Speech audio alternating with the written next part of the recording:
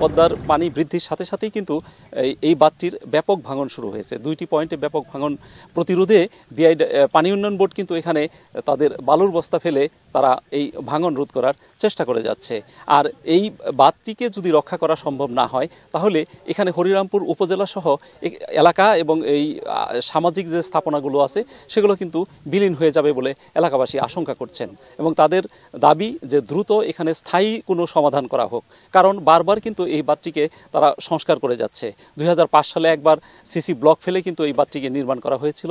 2016 সালে আবার যখন ভাঙন শুরু হয় তখন বালুর বস্তা ফেলে এই বাঁধটিকে আবার সংস্কার করা হয়। এবারও কিন্তু আবার পদ্মার পানি বৃদ্ধি হওয়ার সাথে সাথেই বাঁধটিতে ব্যাপক ভাঙন শুরু হয়েছে।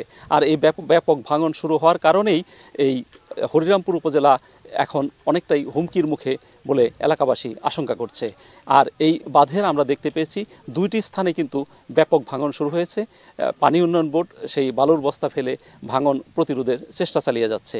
পানি যদি আরও বৃদ্ধি পায়, স্রোত যদি আরও বেড়ে যায় তাহলে এই বাঁধটি ভেঙে যেতে পারে এবং বাঁধটি ভেঙে গেলে এই হরিরামপুর সহ এলাকা অনেকটাই হুমকির মুখে পড়বে বলে এলাকাবাসী আশঙ্কা করছে।